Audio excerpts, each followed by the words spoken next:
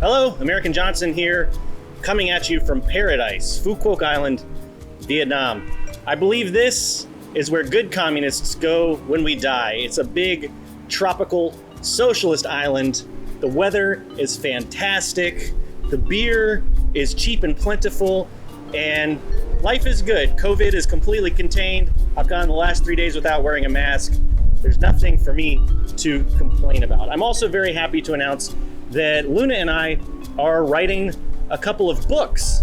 And we just had a big GoFundMe, completely hit our goal in record time, and that is underway. So we are going to spend the next 3 months writing a couple of books. One of them is a big translation Luna is doing of a dialectical materialism curriculum that was developed here in Vietnam. The other one is a book I'm kind of piloting, but Luna's also co-piloting. It is a applied theory manual, kind of a syncretic look at how to apply theory to your practice. So those are coming out very soon. If you want to watch the main video, skip ahead to the time code you see on the screen here. So real quick, I'm going to tell you a little about what's going on with the channel. We are going to be busy writing these books over the next couple of months, and also I'm working out some things personally with my visa situation and that sort of thing. So we've been traveling for that to run these errands. We do have a big merch shipment coming soon as well. That has been a lot of work. Luna's been kind of doing most of the work on that, working with the vendors and getting that all together.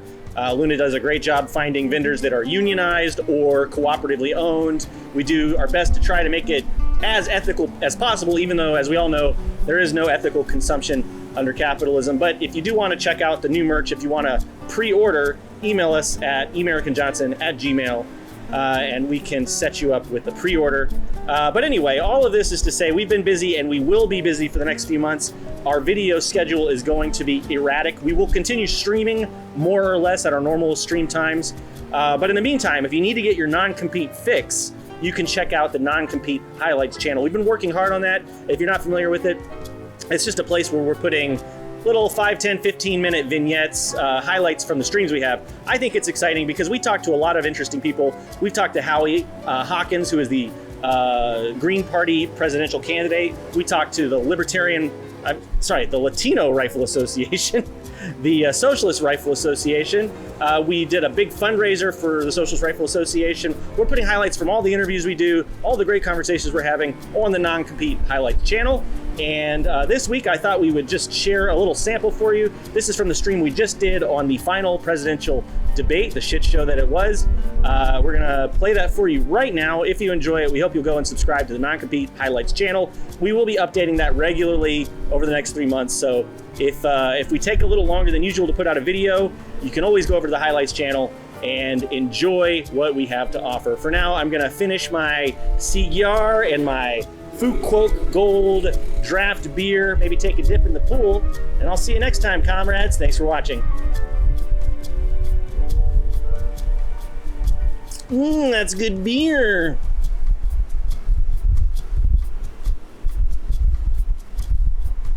Okay. Non-compete highlights October 22nd, 2020. Begin transmission. What are some easy counters to the "you are not being realistic" argument? That's my dad's argument against anarchism. And my dad's a fucking Trump supporter.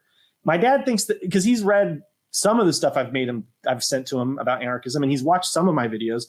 And his whole thing is, oh, your whole idea about socialism and communism and anarchism, it sounds great. And I'd love to live in that society, but it's never going to happen. It's not realistic. And that's why I support Trump, because blah, blah, blah, blah, blah, blah, blah, blah, blah. And it all falls apart from there. So the answer is, I don't know, because I haven't been able to convince my dad about that. But nothing's realistic until it becomes real. For fuck's sake. I need your backup here. No. This is why I've been telling you for so fucking long that you don't have any basic education and knowledge about fucking dialectical materialism. Look at the possibility in the future, and if it's good for us, we have to make plans and strategy to make it come true. Like, we're not gonna do it because it's not gonna work. It's not gonna work because of fucking people like you stupid people. No. All right, relax. It's okay. It's okay. The big problem with this kind of mindset is that you cannot tell people what to think if they don't know how to think. Does that make sense? And this is the problem with the debate tonight that we watched, the presidential debate. They're talking at each other. They're not listening to each other, which is not the point of a national American debate, you know, for the presidency, obviously. Like, I wonder if in the history of the country, anyone at a debate has ever like changed the other person's mind about anything. That's not what they're there for. They're there to talk at each other. Now, the thing is, we don't want our interactions with liberals and workers and people that we want to win over to our side. We don't want to emulate that national American debate, talking at each other, butting heads paradigm. We want to actually communicate with each other. And the big problem with liberals is they don't know how to think. And I say this as a former liberal. I say this as a former right-wing libertarian. I didn't know how to have a systemic, materialist approach to thinking. And this is the real challenge. The great difficulty is that we have to actually try to teach people how to think. Is the only way to really win people over. And the problem is that that's very, very extraordinarily difficult when somebody has lived their entire life into adulthood without ever having been exposed to these kinds of frameworks and systems and orders of thinking. And then we have like logic that we learn in like debate club. When I was in high school, I was in the debate club. And I learned about logic and A equals B and B equals C, therefore A equals C. But it's all just like the technique try to win people based on anything else but the actual ideas. It's about winning. It's not about changing someone's mind. It's the big deal. It's about Now, winning. so here's the thing. When people say something is not realistic, first thing you got to do is you got to point out the contradictions in what they're saying. This is the basics of dialectics. Okay. The most basic baby intro level of dialectics is look for contradictions and point them out. The best agitation propaganda is rooted in contradictions. So if somebody says it's not realistic, first thing you got to do is say, well, what about, look at past examples. Vietnam, tiny, poor ass agricultural country with nothing. Everyone said it was unrealistic that they would even win the war. Exactly. Everyone said it would be impossible for them to win the war. Everyone said there's no way that Vietnam could defeat the USA. Yeah. Or you could look at the example of the United States of America, the revolution there. When you had a bunch of shit-ass slave-owning, basically, I mean, the USA at that point was basically like this kind of like backwater countryside. It was considered uncivilized compared to like Europe. And you had the most powerful naval and military force in the world, the British. No one thought the Americans would win that war. Yeah.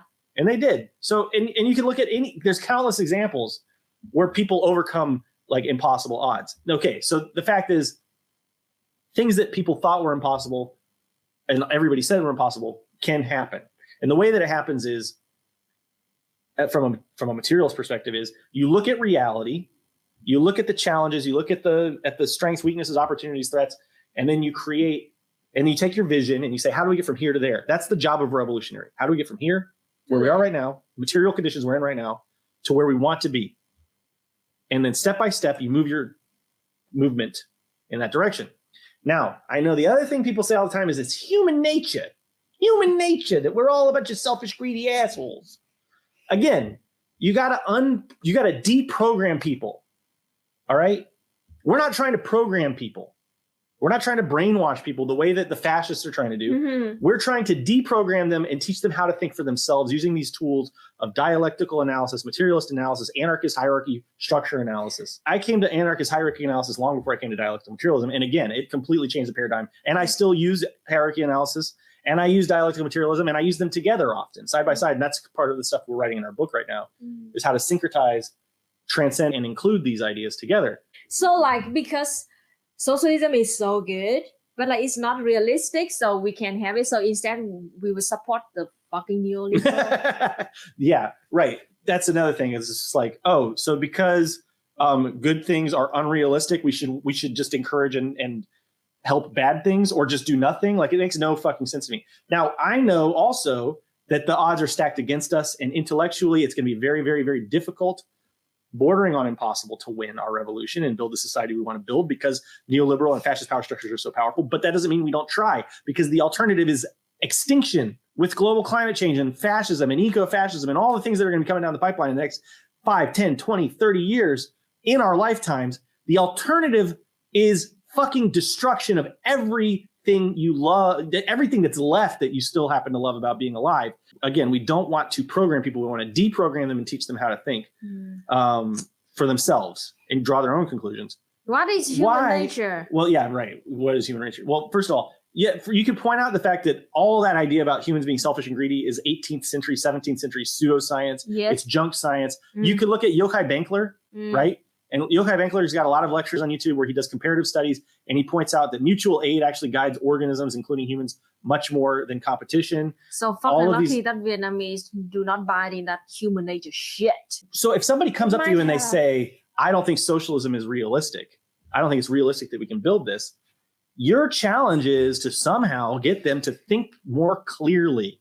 One way of doing that is by asking questions and doing the Socratic method. You ask them questions and force them to think through things. And you say, okay, why do you think that socialism is realistic? And maybe they'll say, well, I think humans are greedy by nature.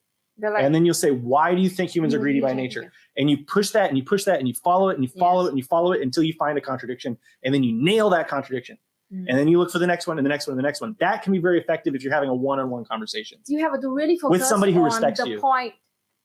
Ask the question back to them and focus on their answer and then nail the important point and contradiction in their own answer. So, the key there is listening. Do not let them change the subject. Don't let them change the subject, and listen to what they're saying and empathize with it. And don't just try to make them look like, you're a dumb. No. You're a dumbass and you're wrong, blah, blah, blah. No, listen to what they're saying and look for what they actually are believe, what they care about, look for contradictions, and just go one point at a time. That's maybe a way to do it one-on-one if they respect you and if they're willing to have a real good faith conversation with you.